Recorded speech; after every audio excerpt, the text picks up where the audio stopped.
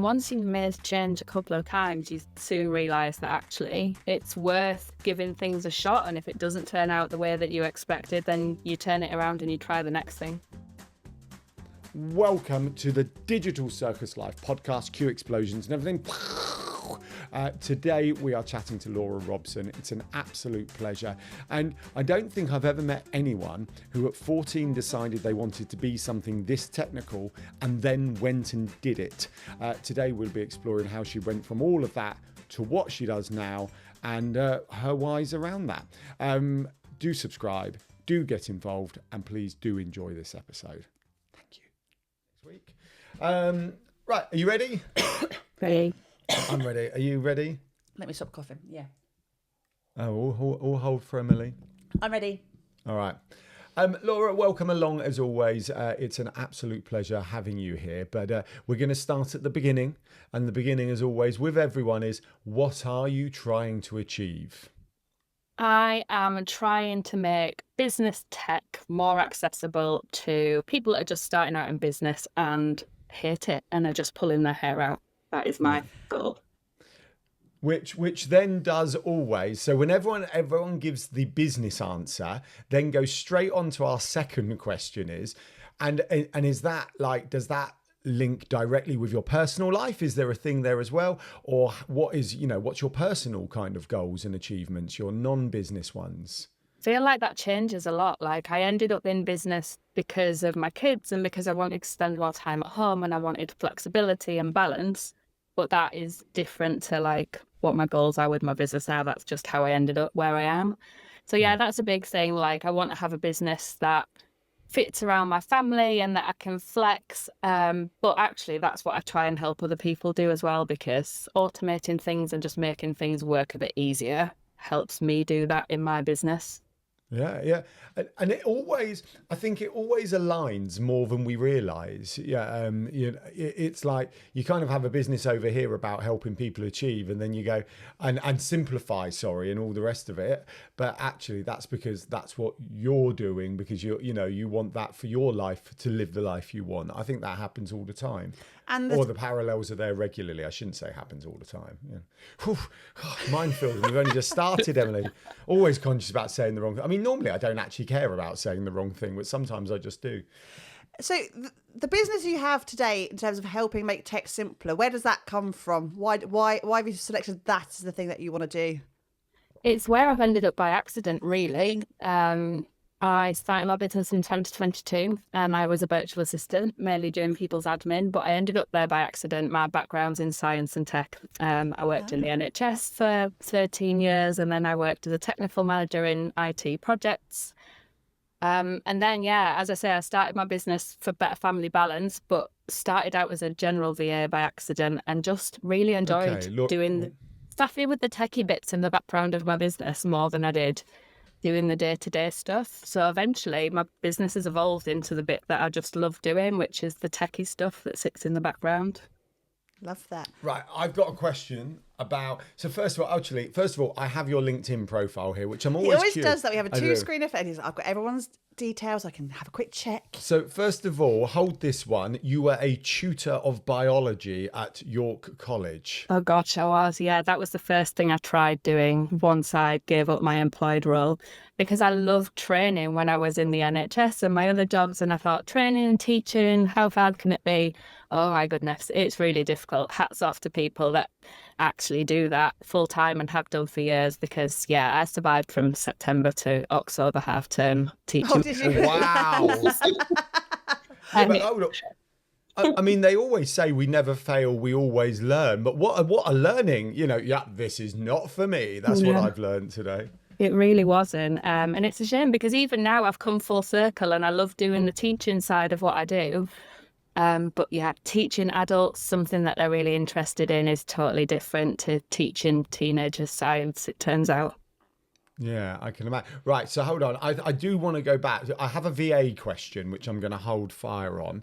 But let's go back to the whole scientist thing. So where like, what made you... Because this is what fascinates me. Hold right? on, Laura. I know, hold Get on, it out, Alan. Hold on, everyone. This is what fascinates me. There you are. You're young, you're 10, 11, 12, 13, 14, 15. You're bimbling along in life, right? Having fun, dealing with everything that we have to deal with when we're at secondary school. And you kind of exit that world and you're like, boom, I'm a scientist, right? Not quite like that, obviously. Boom. And then we move along and it's like, actually, I'm going to have a go at being a teacher. And then I run my own business. I'm and I just find how all that adventure, because that's the word we like to use, happens, absolutely fascinating.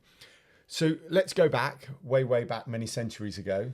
That's from Joseph. I mean, I'm not that old, Alan, but Okay, sorry. Yes. All right, let's go back to the early 2000s then. So what was the scientist thing? Was this a fascination that you wanted to do, or was it a happy accident? What was the whole scientist thing? It started really early. Do you remember being in school and you got one of those burgundy record of achievements when you were in? Yes, still have mine. I know, whatever it is.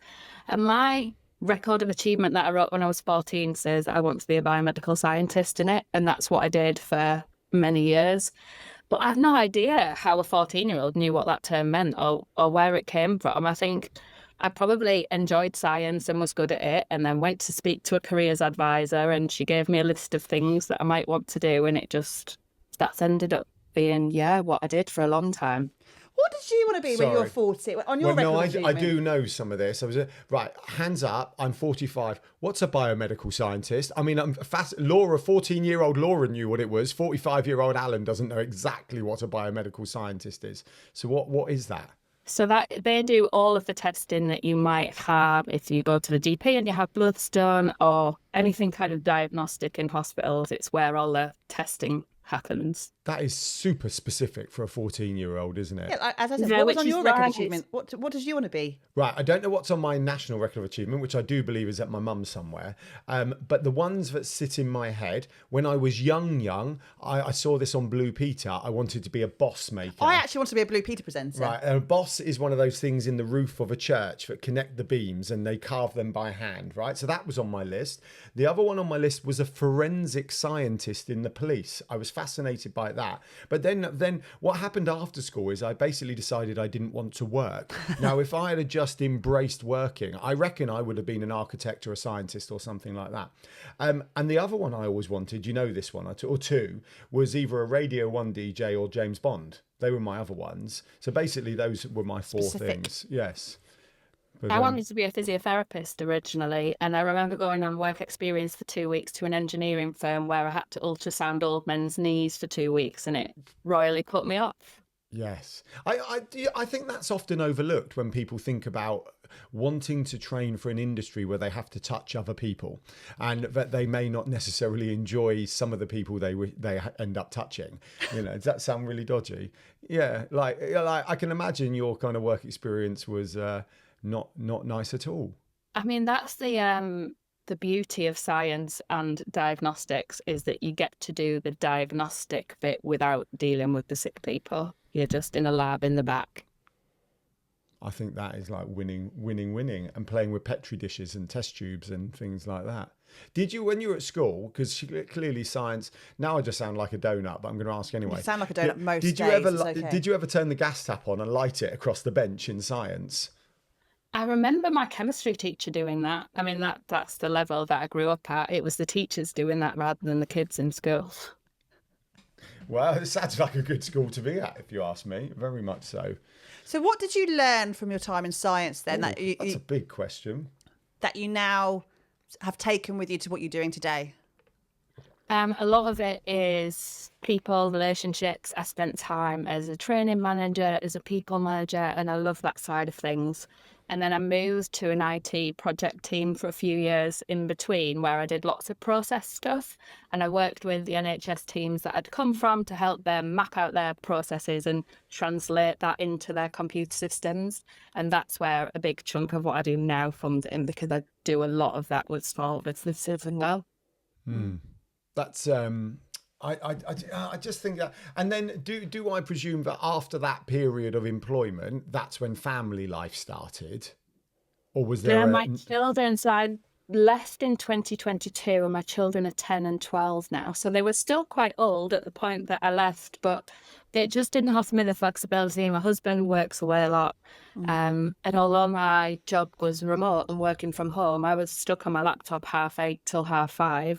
And when I'm there on my own, trying to juggle, well, you both know, try to spin all of the plates and everything that the boys want to do as well. It just, like, my ship was slowly sinking and they wouldn't entertain part-time hours. So I decided to jump ship and figure out what I was going to do next after that. Was it a scary jump? Yeah, and more challenging than I thought it was going to be, definitely, because I thought I might get away with, being a lady of leisure for a little bit and having a lovely time. But actually, I felt like I'd lost a little bit of my independence and a little bit about me. And I wasn't very good at just sitting still and not doing anything. I needed to find something else to do with my time that challenged me. How long were you practicing being a lady of leisure for? I'm quite interested by that. Not long. I had to give 3 months' notice, and I had a job teaching at York College the day after my notice period ended. So I didn't do any lady of leisure at all. Oh, okay. But you also, it worked out that it wasn't going to be for you. Yeah. I think it takes quite a specific mindset to be able to. And look, I once got in a lot of trouble with a friend's wife for suggesting that being the wife at home was very easy, right? I got in a lot of trouble for it. Emily's nodding away. So even now I'm trying to pick my words wisely. But I think not everyone could do that. I think some people were okay with it and others perhaps may want to, they want to do a bit more. So then is this where we got to VA world? Yeah, so I needed to figure out what I wanted to do, really. And I had a contact that was an online health coach who wanted some help with some admin and some creative stuff in the background.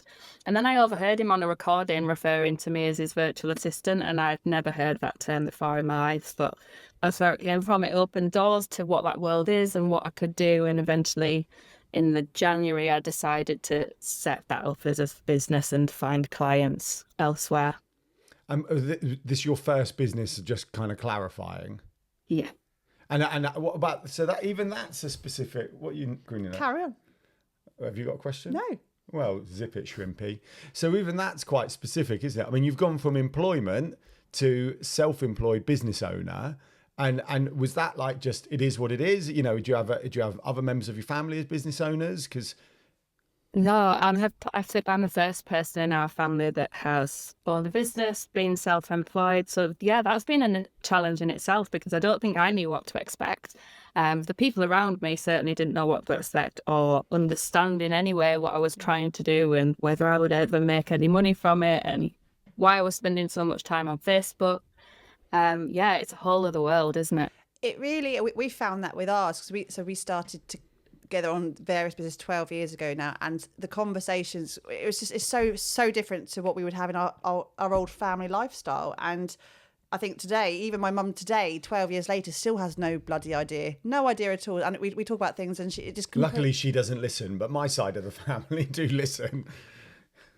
What? That wasn't a diss. I'm not dissing your family. It's dissing my family. I'm not. I'm just pointing out who we can talk about on the podcast. Well, my mum won't listen. So. Right, that's what I said. Yeah. But yeah, did you find that lonely though, or did you? So when we a little bit, but I've always done loads and loads of networking stuff, which has really helped, and I think that's been massive in kind of my journey over the last year and a half with all the people that I've met that do understand and have been through all that, and that you can bounce stuff off. We had this conversation yesterday, didn't we, about networking? We had a day around our dining table yesterday. And we held our dining table mastermind. It's got a proper name, Emily.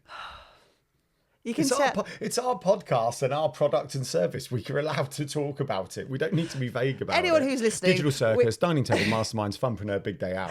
There we go. We can do what we want. This is ours. For anyone who's listening to this recording today, this is being recorded at the end of the summer term of school. So all of us, before we hit record, bit frazzled. My brain's a little bit frazzled. I know, if the frazzling is high between the three of us. That has been confirmed. To be fair, that's actually quite a good segue to talk about that. So we don't always talk about the whole summer holiday hustle type thing.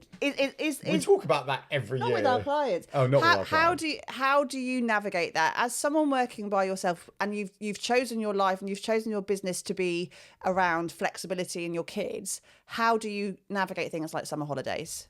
I'm really looking forward to Friday arriving because I found it so much easier than the term time. I think for me, the hardest part of my day is that 2 hours in the morning, going crazy, trying to drag them out of bed and get them sorted and out to school and walk the dog and log on and do all that. And that will disappear after Friday for 6 weeks. And it will just change the pace of stuff, which is nice. I do have like logistics to manage to be able to get stuff done because they don't just sit there and play Xbox in their pants all day. They'll need some attention at some point. But I can change my hours. I can change my hours to the way that ways working that suits me a bit better as well. I'm way more productive first thing in the morning, where usually I'm stuck doing the school run. So I'll probably work 7 till 10 every morning and then spend the day with the kids, and I might log on a bit later. I've got them shipped off to grandparents and some clubs and things, odd days, so that I've got a bit more time as well. But yeah, I'm just looking forward to a much easier pace of life for 6 weeks. We said exactly the same thing the other day. It's the idea of having the kids at home is one thing, but actually life is simpler because it is that we always call it the hamster wheel of the school run. We love the school run, don't get me wrong, and we get to choose to do that school run every single day. It's great, fantastic, amazing, right? But it is that I love it. you're exactly right. It's that from about 6:30 to 9:15. Well, actually, by the time we got home at 9 o'clock, of trying to just get everywhere we need to be. And today was a great example. We have a dress down day at school, bags to school for the charity clothing drive today. We had a transition day. We had all these little parts. I'm like, there's just too many things I have to remember on top of running a business and hopefully making some money today or whatever, having a podcast recording, all these things that we want to be doing, and taking that out of the equation. Just although they are more present here at home and probably going to be running around the house and making lots of noise when we're on calls, that's less stressful than having to... It is phenomenal, actually. I wasn't going to join in, but the time saved by not doing the school run is phenomenal. Like, I will agree. Because I sometimes look at the school holidays in a quite negative light because I find them quite full on, being a business owner with the school holidays. I think it's because in my head we were just going to be swanning around Barbados for 6 weeks every summer, which is not happening. But actually the reality is it is simpler. I totally agree. Have you got any holidays planned in that? We are going away on a cruise to Norway with my husband's extended family, 14 of us in August. So that's exciting. Sorry to hear that. That's delightful. I've never been to Norway. Have you? No. I think... Should we get back to discussing the adventures of life? The other thing is that... So you just mentioned about are you taking holiday, and there was a big LinkedIn discussion. Debbie Crompton off of Stebbington, I was talking about that this last week, about the fact that do you take concerted time off during the summer holidays, and I said no. It was like a yes no poll, and I was like, well, there was a kind of maybe in between, because we would take some time and we're not having any extended breaks off, like 7-day 10-day kind of breaks there. We've got a few longer weekends and 3 or 4 days here and there and some like shorter trips. But it's about how, I think you've hit the nail on the head, that how you kind of just tailor your day to fit around the work you've got. So we won't stop working, but we will end up back, we'll prop it up the beginning of the week with more work on a Monday, Tuesday, and we'll sort of drop it off for the Thursday, Friday. So it's the same workload, but the ability to flex it around what you have coming up in that week. And so we never really stop working. No. So but then, sorry, but that's part of it, isn't it, Laura? Like, I'm guessing that you love doing this. So actually, the kind of hustle, juggle, balance, whatever you want to call it, is fine because you love all of it. Would you say that? Yeah, it is fine. And yeah, I'm more than happy to not take 6 weeks off over the summer. I don't know what I'd do with myself, but yeah, same. I'll flex my time so that I've got some days off when I need them. And I've got 2 little interns, hopefully, that might be able to do something for me. I don't know. Maybe I can put them to work somewhere. They are that age now, aren't they? They can just do little bits. What age are yours again? Sorry. They're 10 and 12. Brilliant. Get them. So we know someone who's doing this. They've basically they make content, video content. They put it on YouTube, and they've tasked their children to basically grow their YouTube channel. To make sure it's out, make sure it's optimized, make sure they're kind of engaging, and to grow that. And they've said once it's making money, you can keep that money. And I'm like, okay, ours aren't that far away from that sort of world. My 10-year-old has more YouTube followers than I do. No way. So, Well, anti-register, I don't know how good he'd be with the 10-year-old stuff. What's his channel on? It's called Disco Dude Plays, and it's a lovely eclectic mix of tropical fish, bottles of Prime, and Fortnite playing. I'm Googling it. Disco Dude Plays. With a Z, of course. Oh, I'm not that cool. I'd written an S in straight away.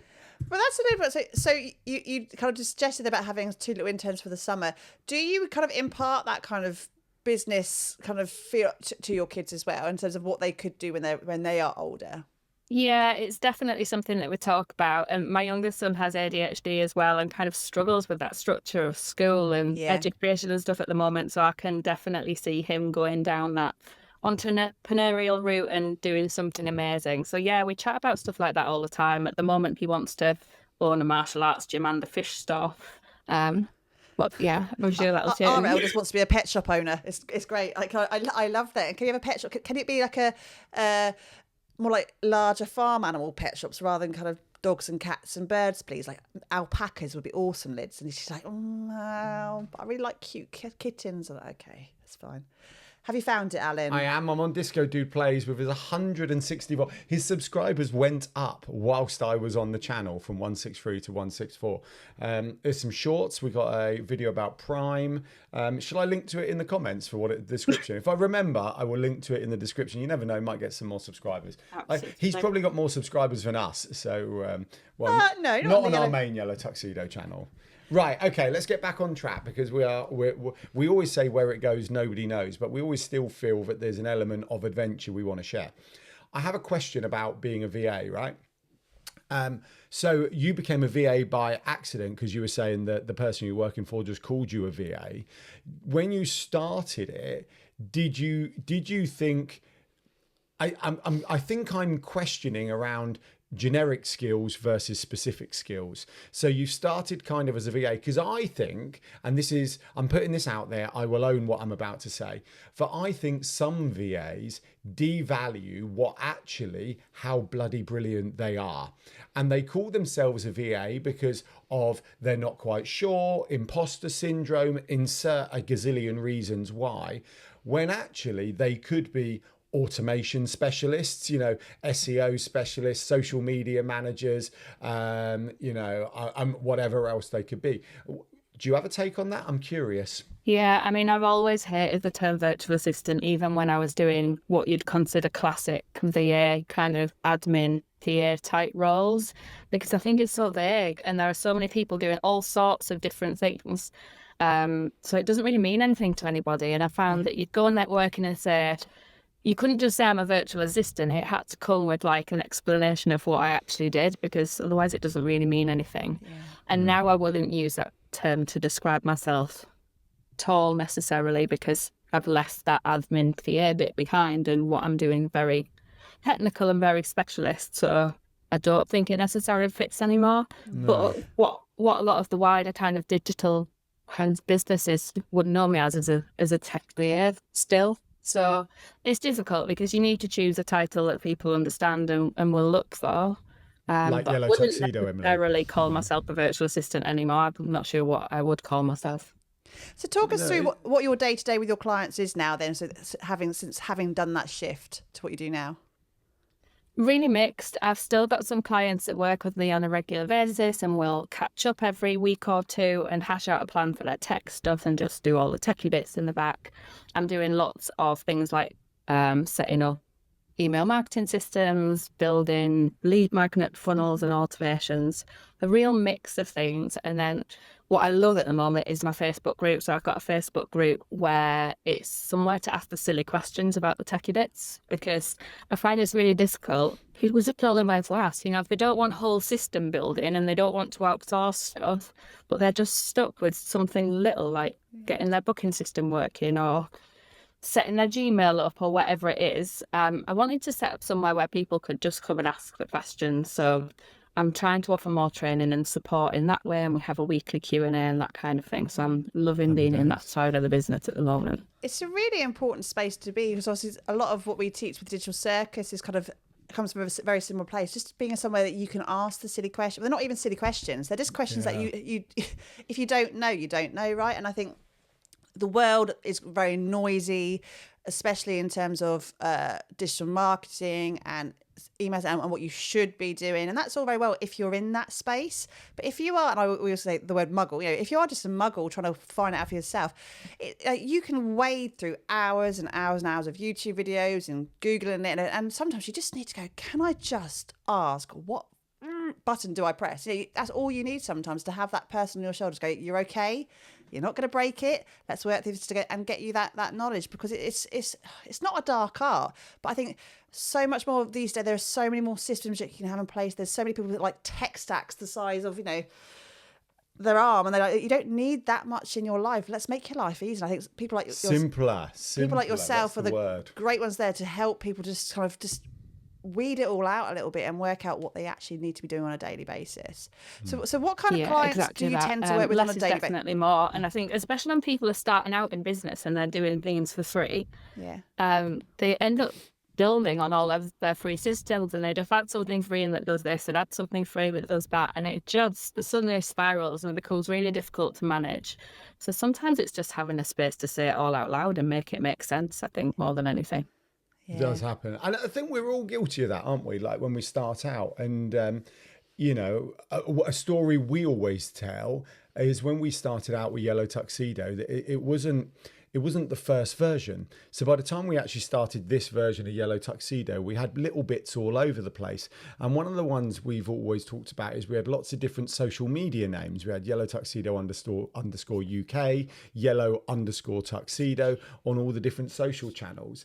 So then about, I don't know, let's just say 18 months in, it then took us another kind of 9 months of trademarking and going to the social media channels, and which is never easy, we all know that, and to tidy that all up, because we just kind of didn't think about it or didn't know at the time. But then that's why we need experts like all of us lot to then impart that information onto the next generation of business owners. Like I said, there's so many people who are they are like ducks with their legs underwater there, but they get not so many. We all are. Yeah, but you get so far down the line, and you've got to a point where you've been in business 10 years, 15 years, 20 years, but you haven't taken off all those sticking plasters. It's working, or I suppose it's working. They're getting clients through the door, but not realising how they're making their life so much more complicated. And they could still have that same experience just by simplifying what they're already doing, making themselves less busy. It's like, it is simplify to amplify, isn't it? Yes. Make your life a lot simpler. So what's next then, Laura? Where's the business adventure taking you?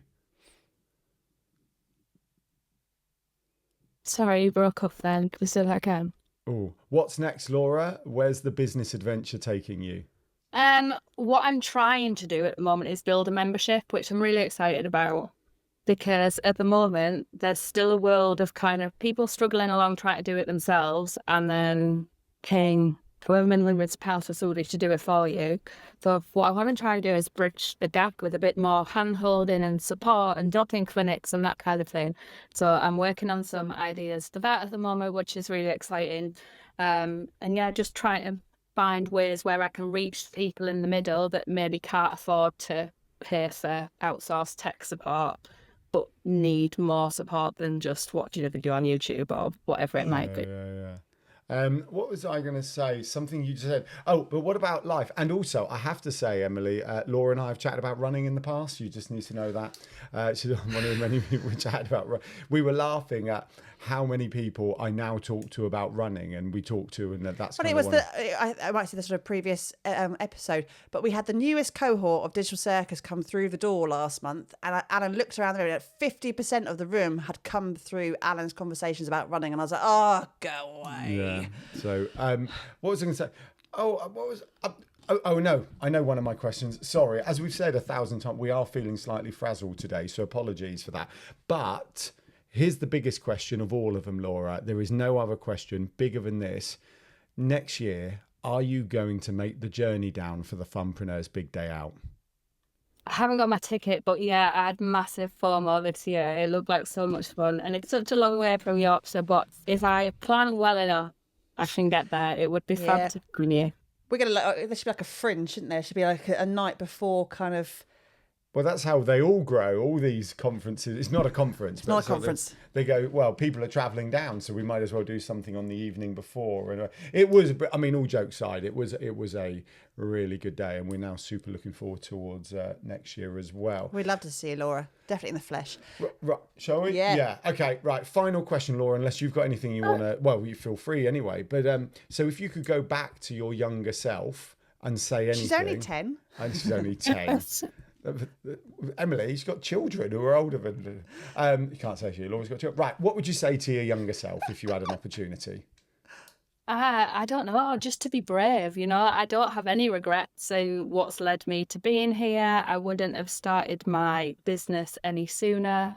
I'm quite happy with the way it's all panned out. And yeah, I would just remind myself to be bold and to just go for it. I've had no worries about jumping ship from employment and starting my business and pivoting that to make it something that I love working in. And yeah, no one's ever stuck doing what they're doing if they're not happy with it. That's my big thing.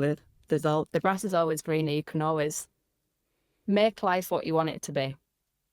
It really comes across in just your mannerisms and the way you're talking today, how comfortable you are in doing what you're doing and how it's clearly the right choice for you as well, Laura. No, totally. And I think when you were talking about we were asking about, your journey from scientist, you tried the tutor, you delve into IT a bit and then business owner. It was just the next thing in the next step. None of it was, I'm going to say huge problem, but nothing's a problem anyway, is it, Dad? Drama. My dad always says nothing's a problem. And there was no drama. It's like, well, okay, next thing, this is the next thing I'm going to do. This is the next thing I'm going to do. I love that. Yeah, I think people have a tendency to think that there's some bravery in there, and I'm not sure there is at all. I think sometimes if you've been doing the same thing in employment for a long time, it can feel like a massive leap, can't it? But I mean, once you've made a change a couple of times, you soon realise that actually it's worth giving things a shot. And if it doesn't turn out the way that you expected, then you turn it around and you try the next thing. It's not the end of the world. That is true. And normally we would wrap up here, but I now feel, we find that, don't we? Like why are there some things in our life that we think are easy and something in our lives that we deem more challenging? And I'm talking about change and things. I'm not talking about like jumping out of an aeroplane, but fundamentally, all of them are just decisions. But why do we go, actually, that's tricky, that's not tricky, or that's simple and that's not simple? I don't know where the fear comes from. There's an element of fear there, isn't there? And I don't know whether that's judgment from other people or opinions of other people, especially with business. If your family and friends aren't business owners and you kind of no experience of that world, yeah, there must be some fear coming from somewhere, and it's just kind of closing your eyes and jumping in anyway, isn't it? Yeah, always. You don't learn unless you do that, do you? Right, on that lovely, lovely little bombshell, we will say thank you, Laura, so much for joining us. And thank you all for watching, listening, getting involved as always. Come and find us on Instagram or join our newsletter if you want to find out more about the rubbish we share and talk about. It is not rubbish. Well, I always mean rubbish in a generic sense, not a literal sense. Come and get involved. Come and get involved in the conversation. All right. Bye. Bye.